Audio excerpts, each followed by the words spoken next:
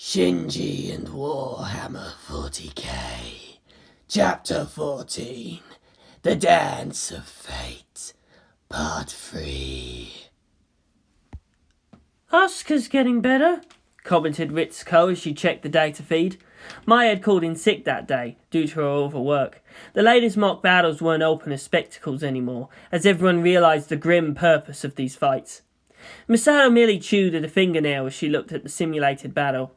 The Avas were already operating at their full limits, throwing about physics-busting acts of AT field. Sync ratios in the high 80s in 5 days. It was a miracle. She didn't know, however. Were they really achieving parity, or was someone being pulled down? "You're to be congratulated, Misato," Ritsuko continued. "Both pilots are actually good enough now to defeat Rei one-on-one. They might be able to handle 2 at once, but of course defeating them simultaneously is still an impossibility if alone." "Something's still off." Misato felt nervous, but for reasons she couldn't identify. "I've never seen Asuka so meek. Sure, she's matching the movements now, but it's like someone's stolen her fire." "Do you know what's causing it?" She shook her head. "She and Shinji, I think they may have reached some understanding yesterday. But it doesn't feel like synchronization, you know?" They watched Unit 1 fight off its pair of enemies. Rei and Shinji had no hesitation at all, trying their utmost to kill each other. There was already a synchronization of sorts there, but never at the same time. Rather in the future, at what each other may think or do. Savage and brutal, utterly without mercy. That was their shared fate. "I must admit," Ritsuko sighed, "Shinji is frightening inside an Ava. Perhaps she merely decided not to compete?" "That's so not like Asuka. We know Shinji's not some insurmountable barrier. If Rei has strategic thinking, then his is tactical, while Asuka was supposed to be able to react very quickly to changes in the battlefield." "Put that way, they do sound as if they should all balance each other out." "But Asuka, she's not thinking like him. She's not acting like Rei. It's like she's fighting only out of some idea of holding things back until Shinji can arrive. She's waiting for something to happen, but I just don't know what it is." "Might you be really reading too much into the situation, Captain Katsuragi?" She put an unlit cigarette to her mouth. "Perhaps Asuka just awakened to her professionalism." Misato watched Asuka's movements. Methodical, deadly, precise, intentional. She fought alone, and she won. It was the 5th day. It was their final practice run. Rei was given full angel abilities and was even made to cheat a little. However, against the speed of the Evangelion's paired attacks, neither AT field nor rapid regeneration could prevail. Finally, exhausted, they were done. Their minds, like it or not, were as one. Shinji looked at the dividing screen between them. He couldn't see Asuka's form beyond it, but the stillness in the air. He could feel it. She was still angry. The dressing room was perhaps one of the few unmonitored places in Nerve, for the backfiring potential of surveillance there was simply immense. Rei had already left, and the two were there alone. "Suyu-san, thank you," he said. "What are you thanking me for, Baka?" Asuka breathed out sharply. She was forcing herself to take deep, even lungfuls of air. "I'm sorry for what happened, but you..." Shinji sat there, still in his plug suit. He had his hands steepled in front of his nose, elbows on his thighs. "You didn't let it affect your performance. You truly are strong." The metal rings rasped as Asuka forced the curtain aside. She was already in normal clothes, though oddly a white shirt over black pants in female cut. She stared down at him, her expression tight. He was just struck with how strange it was that women looked so good in men's clothes. "I'm doing what I have to do. How about you? Why are you doing this?" He smiled slightly. "These people, this city, they're precious to me.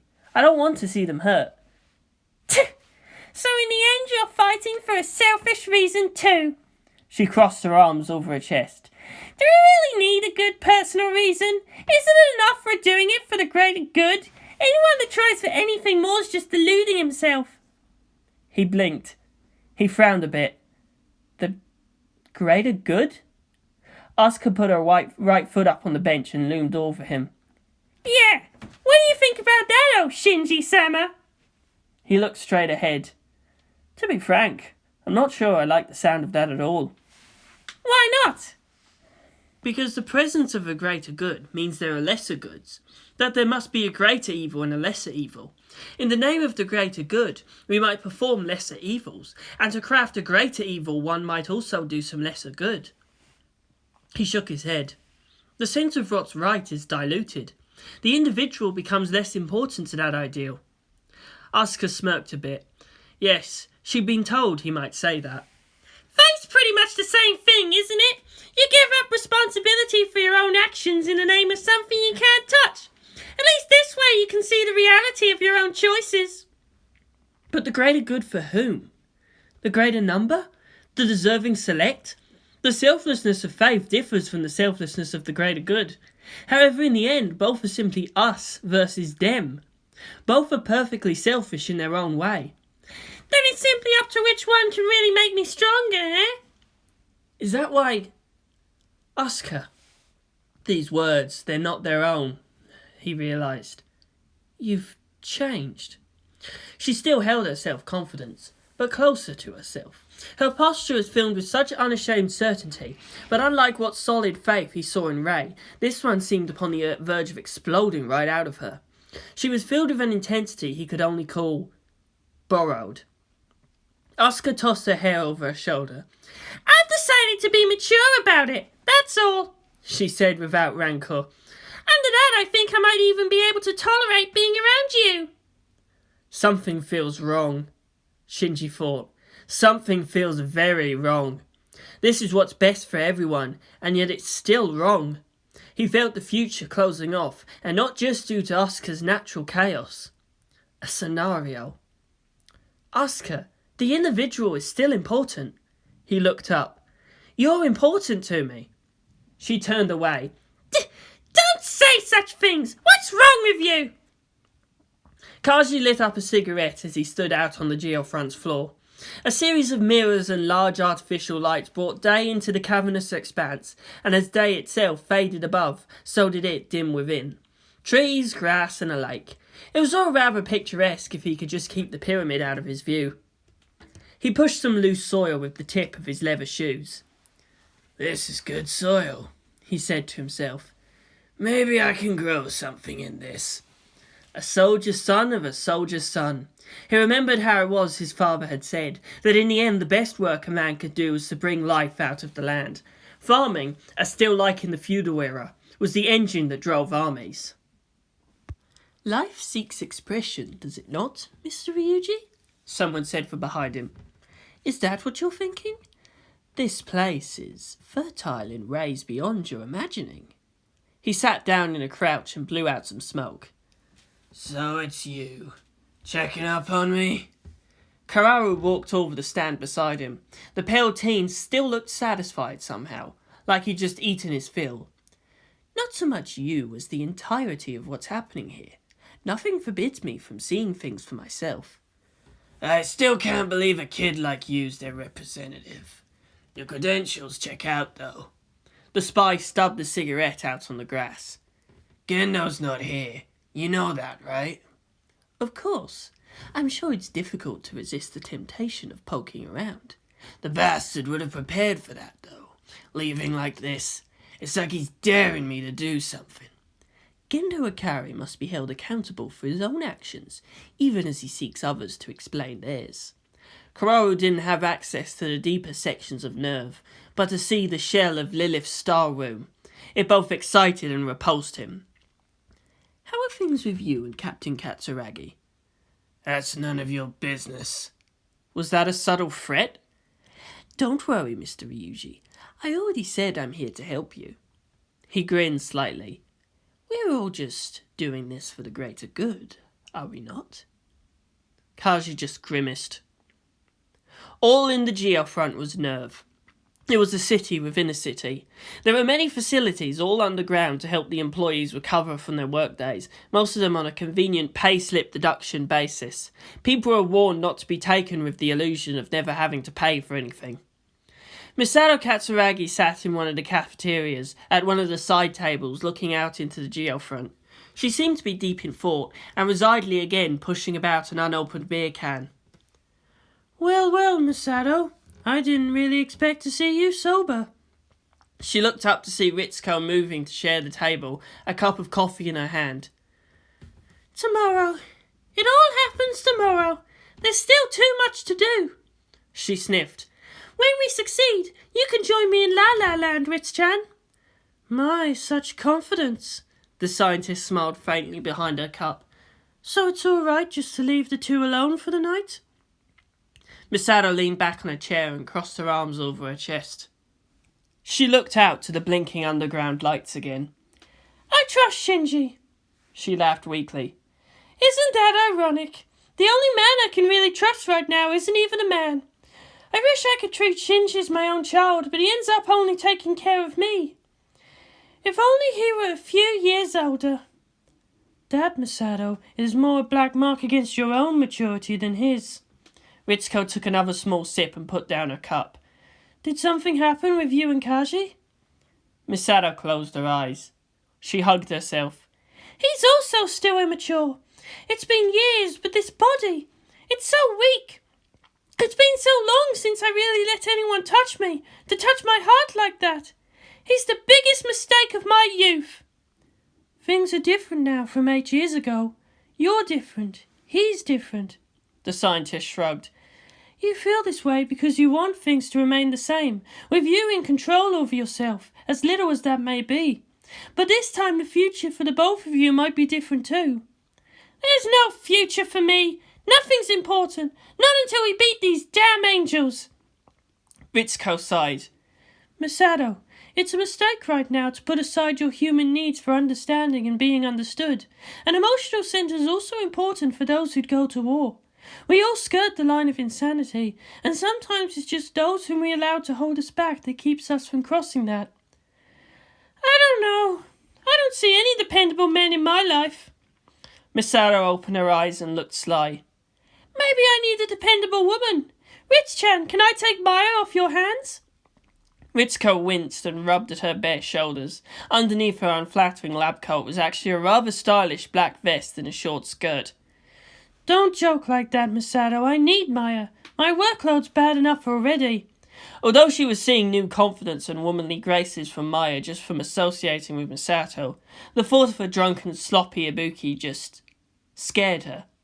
Corrupt whoever you want, just not my assistant. Fine. Misato grinned and popped the tab on her yabisu. To business then. I have confidence in Shinji-kun, but how real do you think our chances are? Maya sent in an add-in to the pilot's A10 interface. It's like the markers we used in sync practice. Even at home, she just wouldn't escape from her work. Ritsuko shook her head. Too much like me. She then quirked her left eyebrow. I noticed you didn't include Asuka. Don't you have any faith in your other charge? Asuka will perform. I know she can do it too, it's just... She took a drink from her can. After a while, after a deep breath, she spoke again. Shinji told me a few days ago that their sync mismatch might be from just how impossible it was for him to hate Rei. He doesn't hold back because he respects her sacrifice that way.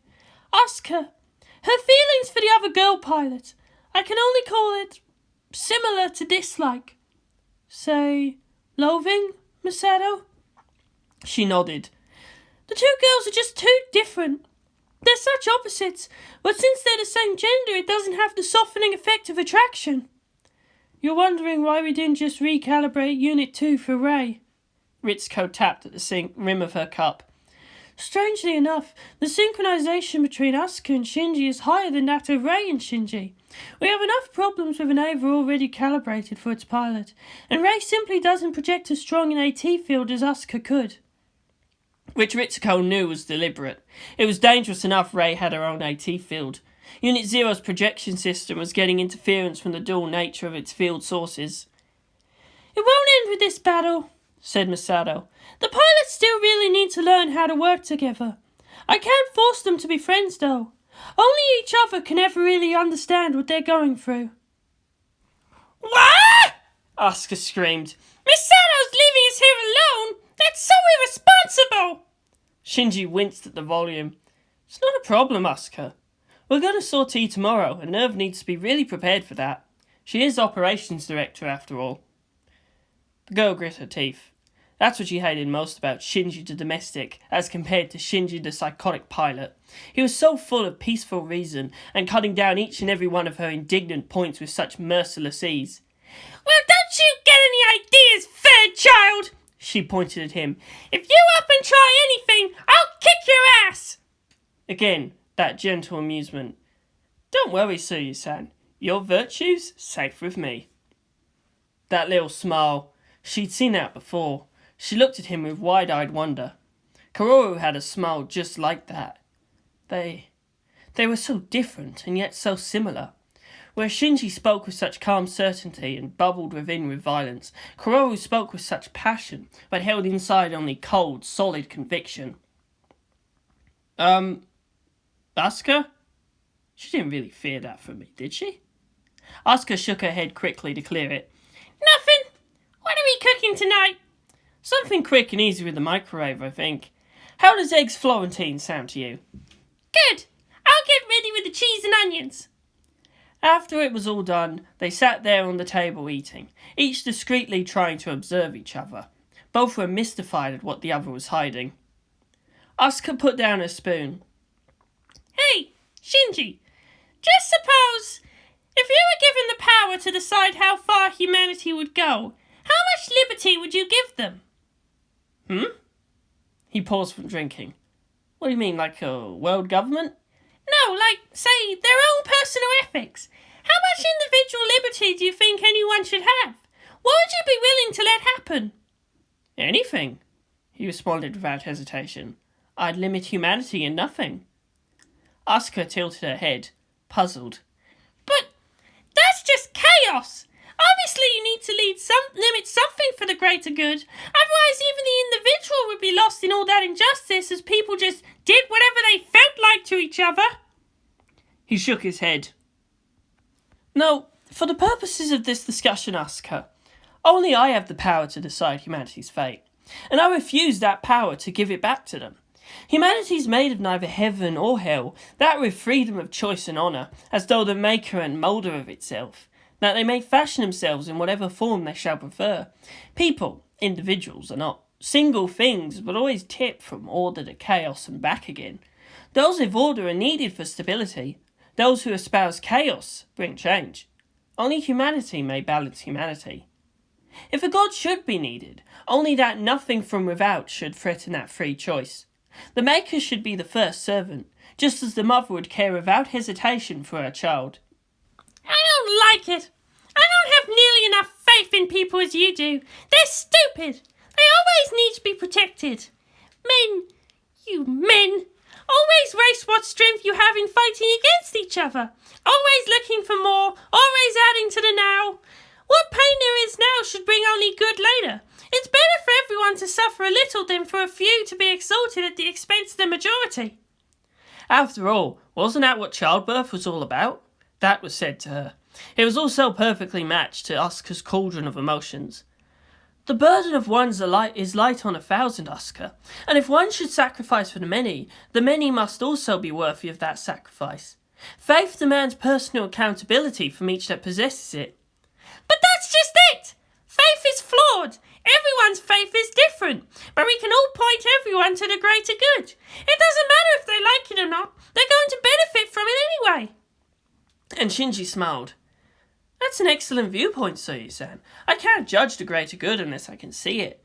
The problem herein is that while one exalts a few, the other exalts the group. In the end, however, what purpose does their sacrifice serve? Are you just quibbling on the efficiency of our methods?" "The greater good is just better," she said with a nod. It allowed her to be praised for her good grace, while at the same time excusing any breaks in her ego. Under its light, even her defeats could only further feed her self-esteem. Nothing that anyone else did really mattered. All served the greater good. Everyone under her and all around her existed to further her purpose in the greater good, as much as she existed to ensure they could continue on their own little acts.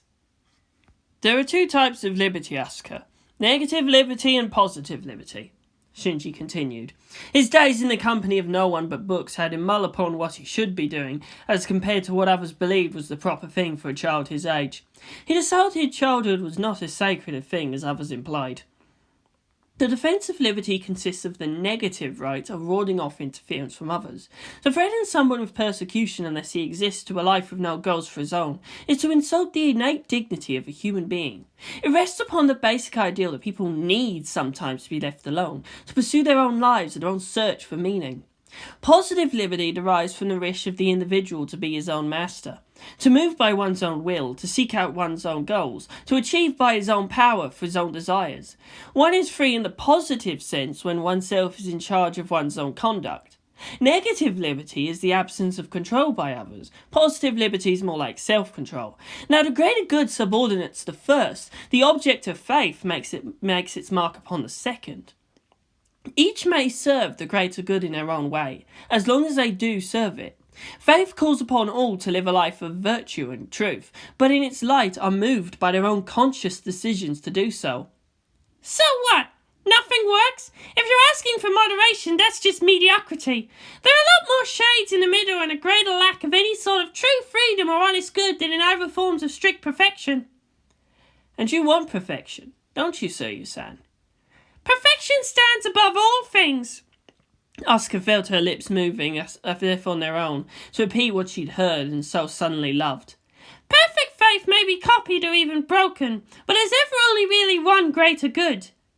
But the greater the good, the many more lesser evils may be excused in its wake. Contrariwise, one doesn't need to have faith in good.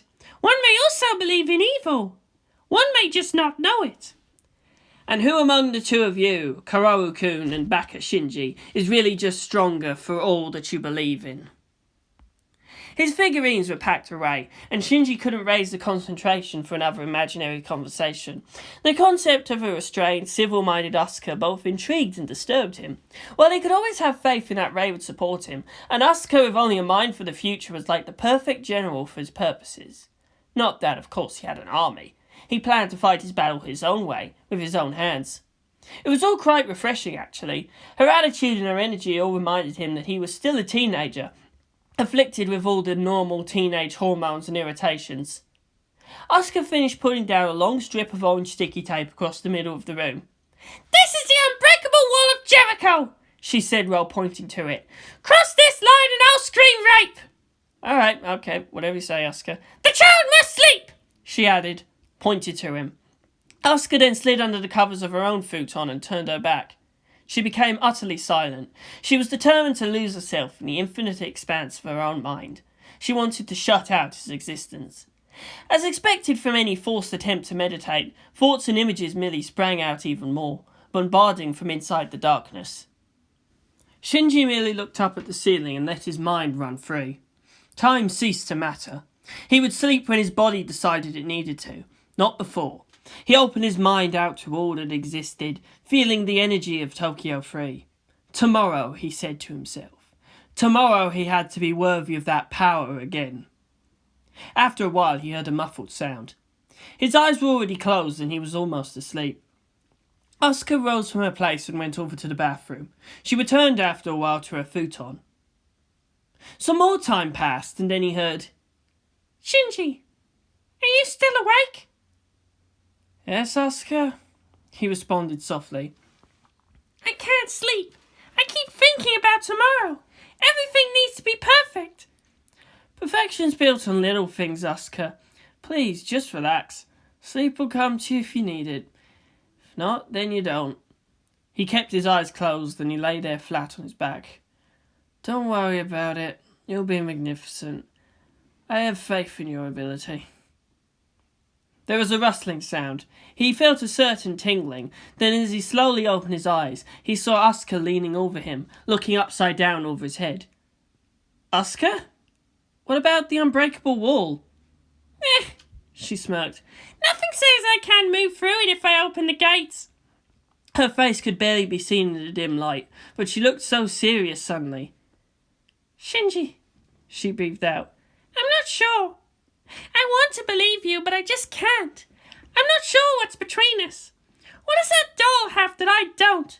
Why does she get to be strong when I'm so alone? Ayanami, Shinji sighed. It's not so much what she doesn't have. She has an utter lack of fear. Ayanami doesn't believe her own life's worth much outside of her duty. She feels herself replaceable. Is she? Everyone's important, Asuka. He tried to meet her eyes, but they were shadowed under her hanging hair. No one's replaceable. Every life is unique, and every life is valuable. Including mine, right? I can't be replaced, right? You always know me as I am. You won't just let me die? Yes, Soyu-san. You're special too to me. She leaned closer, supporting her weight on her elbows. Their faces were almost touching, but still he couldn't see her eyes. I wish I could believe you. I wish I could trust you. But I need to know how true those words are. Shinji felt a wet drop on his eyelashes. She's crying. She's crying before me. It was an odd moment of trust. Asuka felt weak and was willing to let him share in that pain. What will you do for me, Shinji? Will you save me? Will you die for me? Shinji tilted his head further back, then saw that by how her shirt was hanging loose he could see the swell of her breasts. It might have just been a trick of the light, but that might have just been the glance of a nipple. He blushed and looked away. He tried hard not to think of any others he might have seen naked before. It would be too embarrassing. Of course. If you promise me one thing, Soyu-san. What is it? If I should die, I want you to use your strength to protect my precious people. He was still looking away, but then there on the wall he saw their shadow. Asuka was bent over, almost kneeling over him. Respect how important they are to me, too. Yeah, sure, Shinji. She smiled thinly. I'll do that. A few more tears dropped and Asuka went back to her bed. Shinji found himself slowly fading off into sleep. Come morning, and with her usual brash behaviour, he wouldn't be able to tell if that moment of vulnerability was a dream or not. 2 days later, Asuka sat in a familiar bench in a nearby park. Beside her sat Kaworu Nagisa, clad in an orange jacket of what she recognised as clothes very similar to what Shinji chose to wear. Still, he had a totally different dynamic presence. So that's what he said. How interesting, said the pale teen. Thank you for letting me know, Soyu-san. He bowed his head slightly. Say, Nagisa-kun. She was blushing faintly. Do you have anything to do tomorrow? That's when the Ava Fantasy Battle movie's coming out. Would you like to see it with me? You can meet that baka Shinji and see if he's really that interesting. I would be delighted, Soyu-san, but I'm afraid I can't go with you. Why not? Asuka winced at the blatant rejection. Although she was used to that from Kaji, hearing it from someone her own age cut raw. I do have something to do that day. My business is concluded here in Tokyo 3, and I'm sorry, but that's when I must leave. Asuka huffed. There goes her hope of that confrontation. Won't you see it with Akari-san?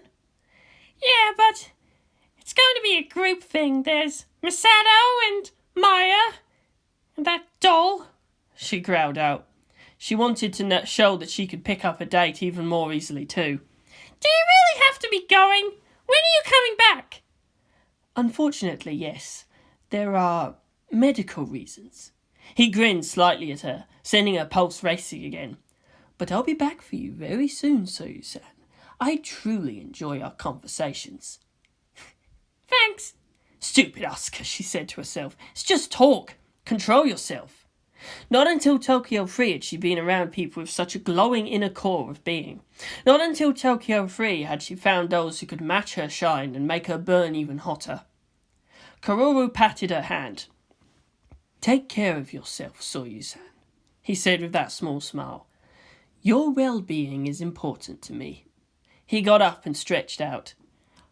I'm sorry, but... You're going now? I must. We'll meet each other again in the fullness of time. He turned away and kept his small, satisfied smile. Goodbye, Asuka. There was a man, a magic man, and his knowing was wide and powerful. Not even he could stop death, however. And as he held the cooling palm of his wife, he decided then that if he couldn't have her, then even the memory of her would be destroyed. She would remain perfect in his memory and his alone. No one else could own their love. Let there be no one and nothing to remind him of her, for of her too will die the last of his human desires. There was a boy, a crying boy, and he was sent away as a child to live far away from the capital. In those dark woods and simple farming lands he knew nothing but how to live from one day to the next. In time even the memory of his mother began to fade, and the city he was born to nothing more than a misty scene. There was a girl, a sad girl, living alone in the forest deep. She was sent away as her elder sister died, the last of her family. The rest of the village thought her an omen of misfortune, and would have killed her had they not thought her ghosts would only curse their village further. She watched the village burn in the distance, and closed her eyes as she felt the approach of something large, green, toothy, and vicious. There were gods, ancient asleep, and in their silent state they counted the passing of years and took note of the stars. Even in their chosen death, clad within their metal shells, still burned the cleansing fire. 15 years later, the magician stood there in his hooded robes. Nobody had seen his face for years and years. Only his bearded chin was in view, and no one had any idea of just how it was he could walk around without tripping all over things. No one dared to ask, though. His powers, though often unused, only became more and more terrible with the passing of years. Therefore, when he went before the king to say that something comes, something beyond even his powers to defeat or predict, then everyone feared for the safety of the kingdom itself. After almost 9,000 years, the stars were right, the heavens would open again and the gods would feed. There would be no salvation in prayer, for it was a test of humanity's right to exist. It had happened before, and will happen again, for that was why the imperial capital was called the Third City. It was built upon the ruins of earlier failures. A shaman lay dying, and even as his spirit left, he pointed to the stars. Humans are going to die, and so then they would take over the empty land.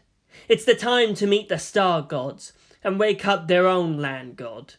It's the time. There's killings to be done.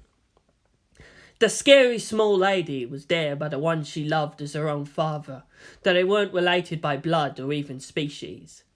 The scary small lady was ready to lead her chosen people to their destiny.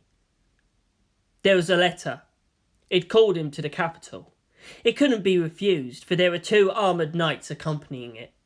And so the unwanted son said farewell forever to those peaceful days, amid whispers of demon child and heresy. The Third City was huge beyond belief, but its gleaming white facade hid something greater still. Underneath were ruins, an underground expanse, a city within a city. In it worked the magics that kept the empire strong, and the faith of the people lit up the false skies. There, one of the knights took off its helmet to reveal she was a woman all along. She was the guardian, a respected veteran, and she brought him to the Golden Priestess to receive the blessings of the city within. And further down the sacred ancient tunnels, they brought him to it. The sleeping machine god, and his father.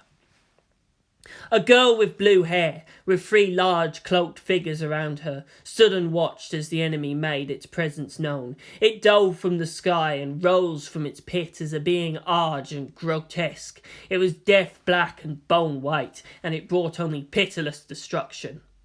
All the weapons of war, all the magics of the land, nothing fazed it.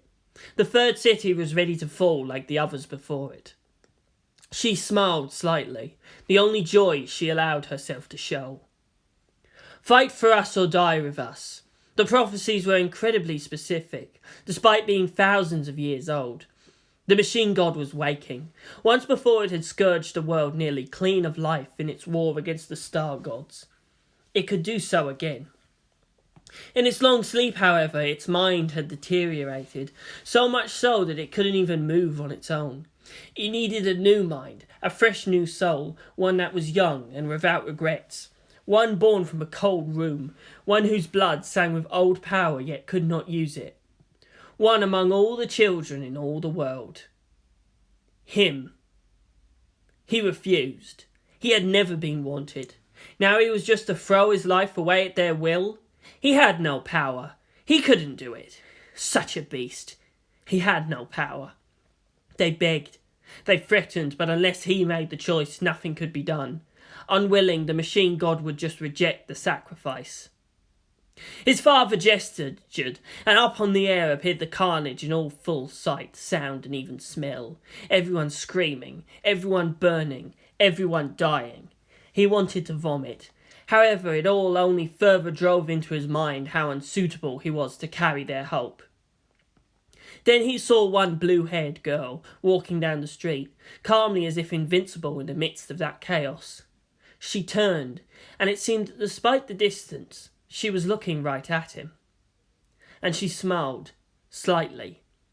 The Star Angel spasmed and shot out more yellow cross-shaped beams. Ancient buildings around her started to crumble, and a stone wall fell on her. She didn't have time to flee, and was crushed instantly. He found himself crying. He found himself saying yes. He will give himself to the Evangelion. They made the proper preparations and followed the half-forgotten rituals. He had feared it would eat him, but instead it seemed as if he had to crawl into its spine. There was a seat there made of strange, softly shining white metal. Nobody knew if the great beast had an intelligence that was mastered, or had developed and lost that on its own. Its sight was his sight. Its heart was his heart. For the first time in many, many centuries, the Evangelion walked in the light of day. He screamed.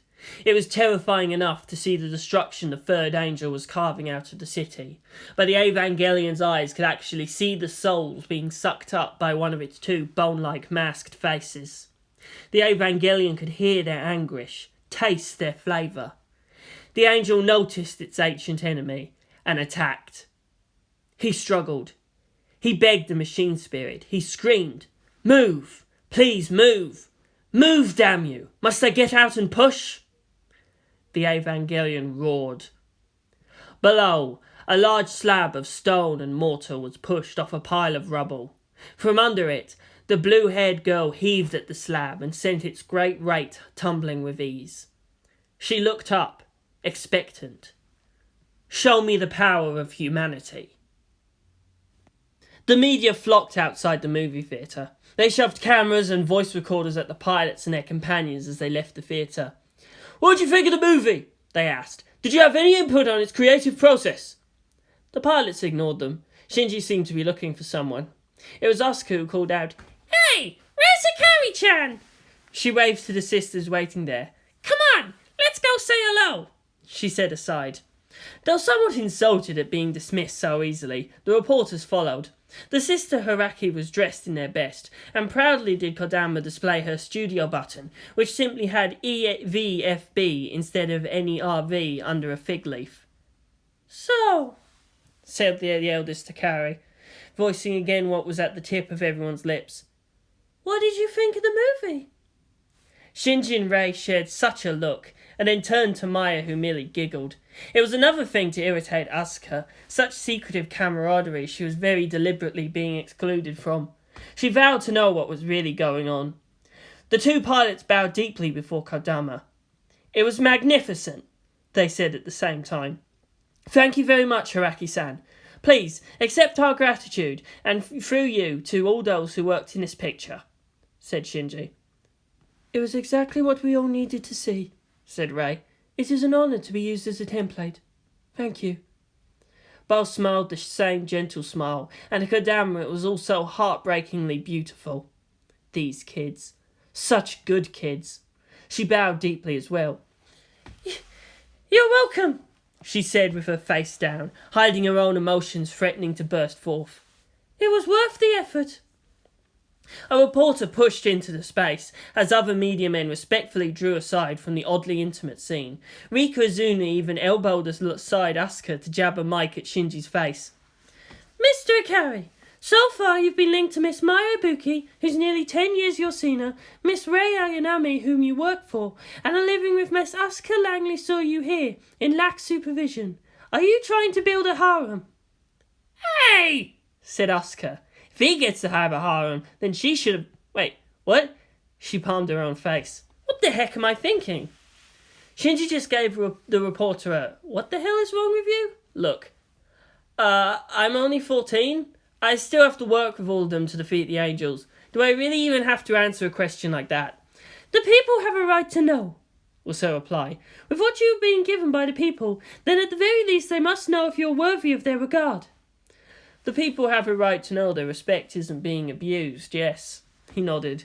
But they don't also have the right to hurt us, to try and own us and put every little thing we do on display. We're still normal people. We also don't really very well understand ourselves either. He grimaced. Besides, it's a stupid question. Rika Izuna frowned, for of course she took that as him calling her stupid as well. I'm 14. The answer's obviously no. I shouldn't even be thinking of things like that yet. The reporter opened her mouth to speak, but then felt a hand on her shoulder. She turned to see Misato in full dress uniform, with a fierce half grin on her face. If you next ask Shinji about sex, I'm going to have to ban you completely from Tokyo Free as a nuisance. Rika Izuna looked indignant and mustered up her courage. She turned to Shinji again, who looked wary. She redeemed herself somewhat in the eyes of her peers by asking, Does the movie parallel what's really going on under Nerve? Can you tell us to what percent it's similar to your understanding of what you're doing and why the angels are attacking? Shinji actually flinched. He didn't know who wrote the screenplay, but even if just by accident, everything struck a little too close to home.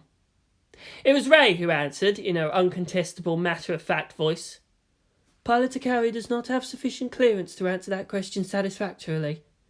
I may, however, say that it is pure fantasy. What Nerve does is something else entirely. Misato then urged the pilots and their friends on. The other members of the media seemed satisfied. Only too late, however, did Rika Izuna realise. Ray had merely said fantasy and reality were different things. It still remained unanswered. She smelled the stink of another fresh story. Deep within Nerve, Gendo looked narrow-eyed as the credits rolled down the screen of Nerve's private mini-theatre. It was where, in a different time, the pilots would have been shown the results of their first actions against Israfel. Who is responsible for this? He asked, dangerously. This is a serious security leak. We can't bind the film without revealing just how closely it matches reality, Akari, replied Fuyutsuki. This way we have deniability. Anyone digging too close would merely be told they were reaching to wish real an imaginary story. It would make them look foolish. You are enjoying this, Sensei. It's a king's prerogative, Akari. The old man grinned. The character, like many in the film, only loosely resembled the people of Nerve. However, he liked how he looked in crown and cape. Seeing a likeness of Gendo deferred to him was also good. Gendo stood up. The story. That fantasy. How could it have known about his wife? Who could have dared? Damn. Seal. A way of reminding him of his roots. It wasn't enough to call him halfway across the world. So he couldn't interfere with this? The relationship between him and his son was displayed to the world. At least they had him die a hero. Ironic that he had no time for heroes. And it was the 6th day. Israfel walked towards Tokyo Free in its combined form. It merely shrugged off all attacks by the JSD SDF and on-site defences. Misato growled at the screen. Target's just broken through the final defence line at Gora, said Shigeru. The monitoring in the command centre likewise spread from strategic, tactical, and to immediate. Shigeru handled events related to the Ava.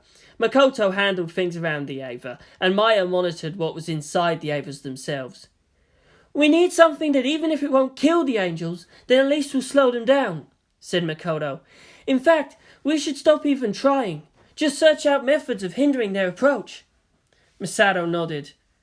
Even in 2 minds, our greatest conventional weapon merely puts them to sleep. We'll just destroy ourselves if we keep relying on mass damage. The Evangelion, he added, at a nod from Maya. Kataragi-san, we are ready to deliver that deadly precision. Both Avas were already in their respective cages. The pilots had their eyes closed and took slow and even breaths of LCL. "Shinji! Asuka! It's coming here! We won't fail this time!" both heard. "When the music starts, expand your AT field. Then do according to plan. You two ready?" "Roger," said both. "Target is invading through the mountain region," put in Shigeru. "It's in view of the city." "Shinji, are you ready? We're going full power right from the beginning. We'll show this angel what it means when Asuka the Great doesn't hold back." He grinned a bit. "Let's keep the city destruction to a minimum, okay?" "I'm not you." "Target arriving at Area 0, was the final frantic report. "Exterior power switch on!" shouted Masato. "Avers, launch!" The Avers were flung into the air. Israfel watched them as the Avers spread their combined AT fields to match and nullify its own. The Avers threw down the javelin each carried. It was perfectly timed, but the angel was fast enough to slap aside left, then just before the point touched its body, tilt and slap away the other javelin. It couldn't anticipate an edge slab shooting up from between its legs to split it in two. Each new Israfel then got a face full of Ava boot. Armory buildings launched bolters into the air from mini rails, and both Avers pulled it to their hands with their AT field. The shots bounced off the Angel's own active defences. Flash! They retaliated. Backflip, backflip, AT field wall. The Avers merely kicked off from it, and with the field concentrated there, meant that they were defenceless close to their bodies. A burst of bolt rounds penetrated each, and they screamed. The Avers kneeled, and a pair of Ramil-like beam attacks passed over their heads. Then, as it faded, a bright blue positron response launched in between them. Israfel attuned their AT fields to send it back, but likewise did it curve around the Evangelions. Another shot from Ray looped between them, and Israfel Alpha was hit by two positron beams from different angles. It slumped into a building. The synchronization was gone. Israfel Beta had to face the fury of two Evangelions on its own. "It ends here!" Asuka yelled out as she stabbed out with her prog knife. Then all of a sudden, her AT field collapsed. She bounced off of Israfel Beta's field, then so quickly was in it. The angel seemingly flowed around her, such was its speed, and pinned her Evangelion while standing. It was behind her with its claws to her neck. It pulled back at the Ava's head, straining close to breaking it off from the spine. She screamed hoarsely, and while standing on a distant building, watching it all through his binoculars, Kaoru smirked. "Asuka!" Shinji then yelped out as he too was struck from behind by an energy beam. He rolled to cover. Supporting positron shots ceased as Israfel Beta let out a strange, loud gurgle, calling attention to its hostage. Everyone stopped. The combatants considered each other. "Can we cut the nerve signal to Unit 2? Masato asked. Bad. This was something they hadn't accounted for.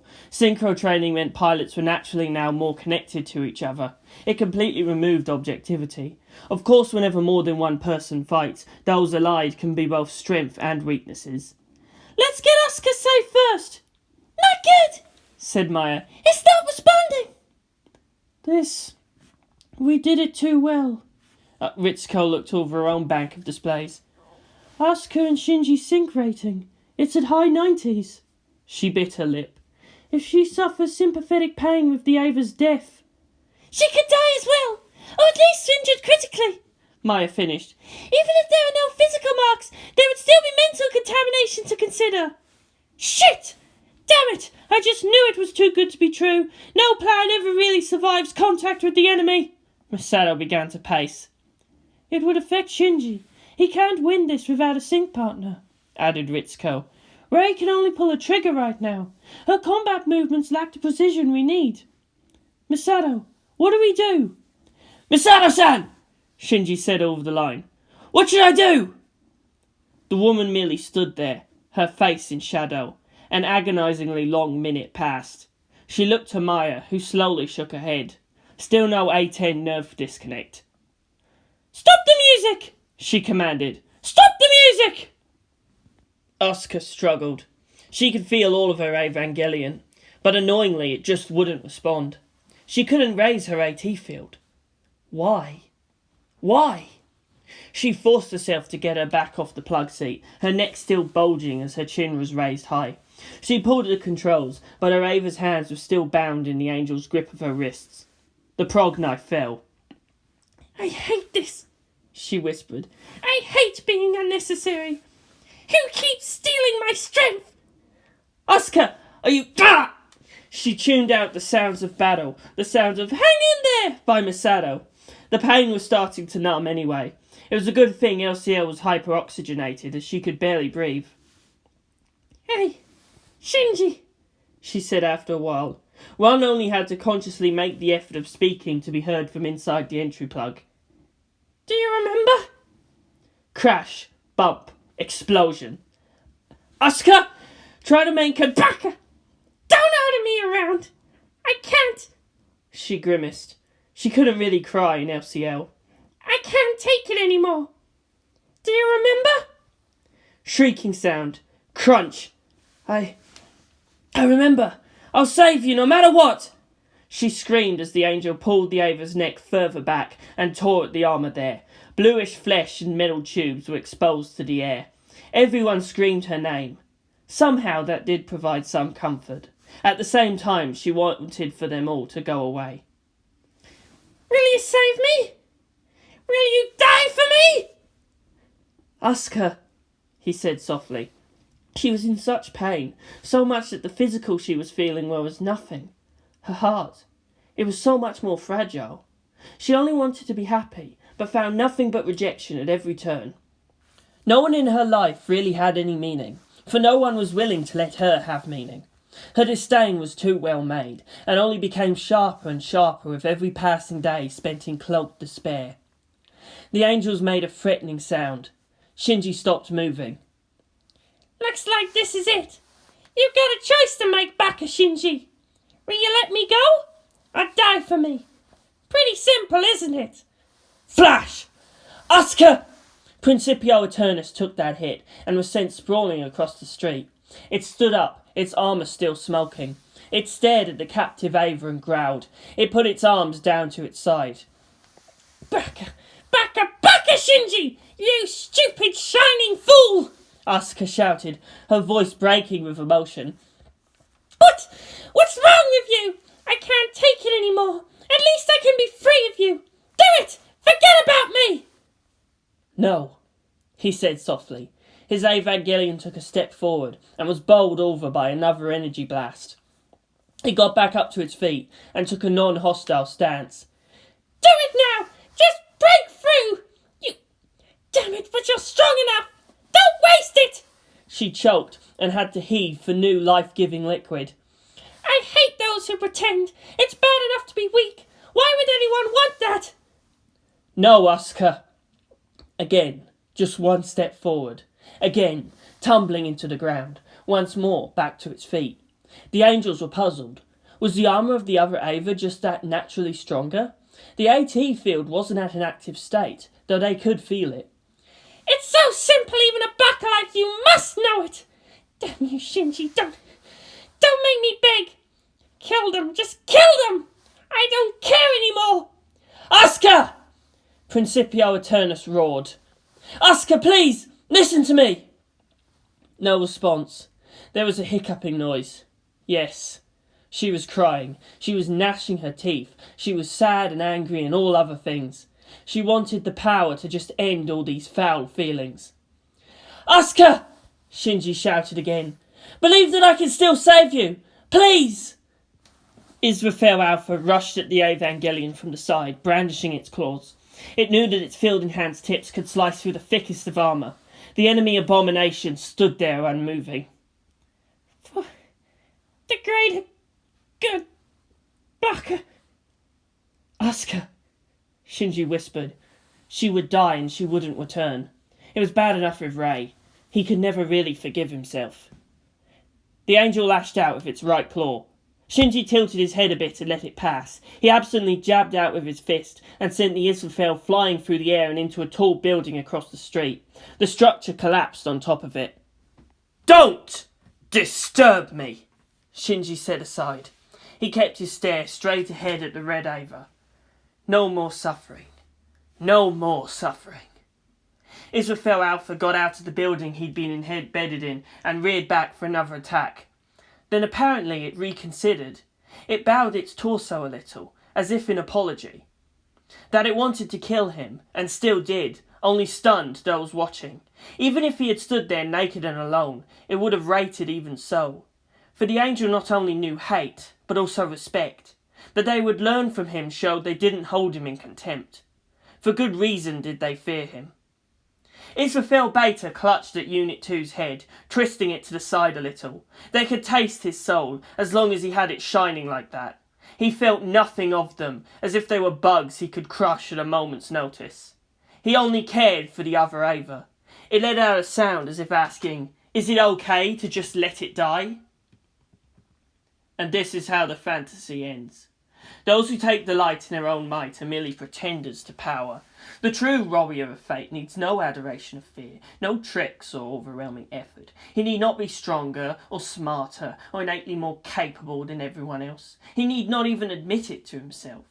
He need not even win victory after victory to be considered a badass. All he needs to do is stand there at that moment when all hope is dead and look upon the abyss without flinching. That the armies of heaven and hell would see that this is a soul that cannot be conquered, and thus conquers all. He stands alone, but is never alone. His power is no one's, and yet everyone's. The warrior of fate writes his own destiny, because he gives his everything.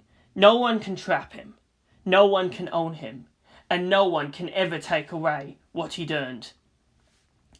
"Asuka!" shouted Shinji. "Do you want to die?" "No, of course I don't. I don't want to die," she sobbed out. "Do you hate me, Asuka?" "Shinji, I shouldn't. I know I shouldn't, but I do. I hate you, damn you. I don't even really want to anymore, but I still do. I hate that I need to hate you." "I understand. It's all right, Soya-san." She merely groaned out, hugging herself despite her contorted position. "Mother, I'm not that doll. I won't be anyone's doll. Let me be me."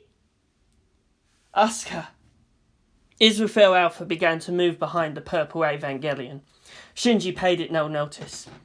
"Asuka, but who do you hate more? Me or the angels for whom the Avas were made to kill? In the end, whose fault was it that your mother died? For what did we endure all that suffering?" She blinked. "Mother?" "We are chosen of mankind, and with us fights that spirit made for this singular purpose. If you can't trust me, then trust them. Trust the Evangelion. For more than anything, it's made for you. It will protect you beyond anything in this world can." She tried to shake her head. "No. This doll." She hated it too. "Machine spirit! Asuka needs you. Please, help her!" 4 eyes flashed a bright green. Unit 2 roared. Its AT field went active, splintering the ground around it. "Connection's dropping!" exclaimed Maya. How can it? Unit 2's going berserk!" Quicker than anyone could believe, Unit 2 ripped free from its restraints to crush the angel's wrist in its grip as well. It crushed that arm and pulled forward, sending Israfel Beta slamming into the ground in a pseudo-judo throw. Before the angel could get up to its feet, the Evangelion kicked it right in the crotch, hooking its foot underneath and angling with the AT field descended into the air. Israfel Alpha leapt at the other Evangelion's back, but Principio Eternus merely took one step to the side and in one simple spin kick drove the heel of its foot into the angel's back as it passed. Slam! Both halves collided and became one. Israfel looked disoriented. "What? It's... Connections restored, Senpai!" Maya breathed out in wonder. "Sync ratio past 100! For the both of them, it's the same!" That trust, mumbled the red-haired pilot, hesitantly putting her hands back into the controls. "That feeling." "Asuka!" Shinji shouted. "Now! Together we win!" She blinked. She looked up, and though Israfel had no expression, she could taste its fear. Also something like betrayal. Nevertheless, Unit 2 deployed its other prog knife and held it in its left hand. Unit 1 already had its weapon in its right hand and moved to the appropriate position beside the other Evangelion. Israfel crossed its arms and raised its simply phenomenal AT field. Buildings to either side of it were cut in half vertically.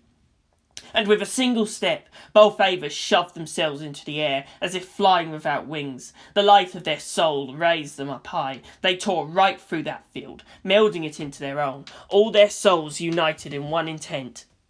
Both pilots screamed with rage as their prog knives dug into the core. Their feet touched the ground and pushed off again, sending the Angel and themselves hurtling right out of the city, into the mountain and out the other side. Such was the strength of that combined field. The Angel exploded, leaving a massive crater glowing amber hot. The Avas lay at the centre, side by side, and as if embracing.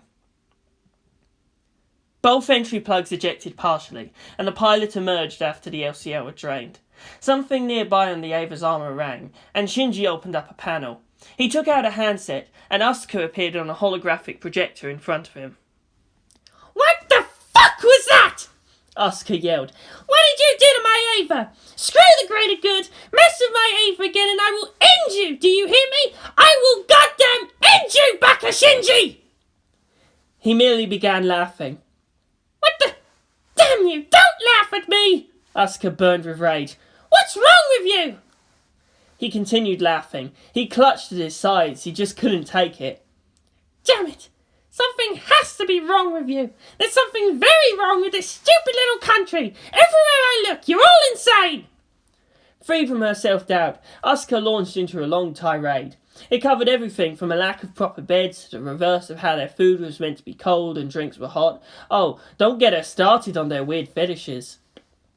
Since it didn't seem like she'd lose steam any time soon, Shinji managed to get back some self-control to speak. I'm glad you're back to your old self, Soyu-san, he said. His eyes actually looked misted as well, but perhaps it was more from the turning pain in his gut. I missed that. Courage is a word written just for you. Asuka looked incredulous, then after a while began laughing as well. The sun was bright in the sky, and there were a few clouds. A cool breeze flowed over them. Through the hole in the mountain, past sheets of rocks fused together, they could see Tokyo 3. The damage, well, as expected, it was pretty bad. There are now 2 Evangelions rampaging about instead of just the one.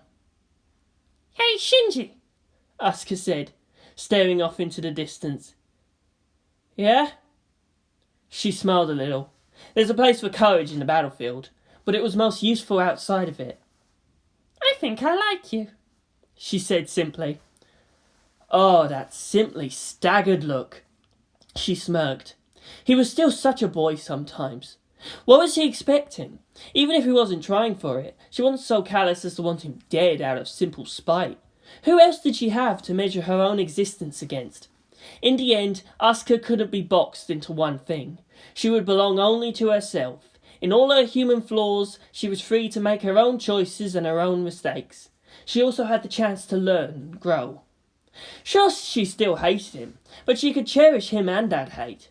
She'd be stronger out of it. She was also free to carry all the illogic of the human creature. Those at the command centre merely thought, oh crap, this can end well. Far away, Kaoru put aside his binoculars. He closed his eyes and tilted his head as if listening to the wind tell of things. Very good, Akari-kun. Very, very good, Seiyu-san. He whispered and began to grin. Though another of his siblings had died, he felt only joy. Let us begin this dance again. Feel hope. Do care. I shall savour your despair. And on the 7th day, they rested.